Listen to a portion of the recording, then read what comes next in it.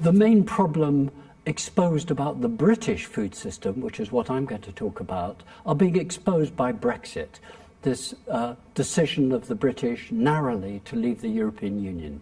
Suddenly we're having to reflect the entire food system. What is food for? What is land for? Is the system working? For whom is it working? And what is being exposed is that the food system has been very successful at bringing prices down over the last 60 years, but at a cost to the environment, a cost to new forms of disease, cost to social dislocation, and a cost to politics. And now the British have got to sort all of this out in 2 years.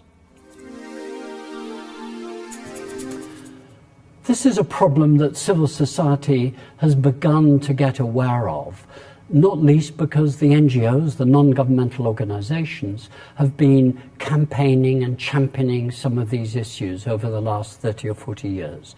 Britain has a very live and very lively civil society, but there is a big gap at the same time between what the NGOs are doing and thinking and what the British public is thinking. The British public is much more fragmented, and that's true of consumers and civil society all over the world. People want food to be cheaper but don't want climate change. But if food becomes cheaper, they're eating more, eating differently, eating more meat, therefore that's contributing to climate change. We can't have it both. The role of academics is really important, I think. I would say that I'm an academic, but I think it really is important. It's important because academics are about sifting through the evidence. We're also about ideas. We're about trying to sort out how to make sense of this complexity, how to sort out the contradictions.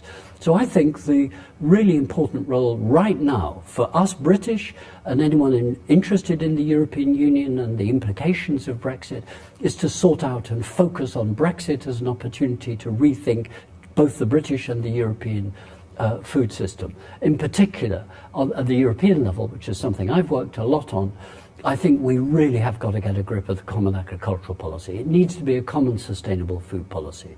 At a global level, there used to be, when I started 40 years ago, a big difference, a big gap between the rich world and the poor world in what academics thought was going on. I think that gap has narrowed. The developing world has massive non-communicable diseases, but fewer resources to deal with it. The rich world has the same sort of problems, but further, and is also not using what resources it has to sort it out. So the academic role is to sift through that evidence, help sort out ideas, but to help society change.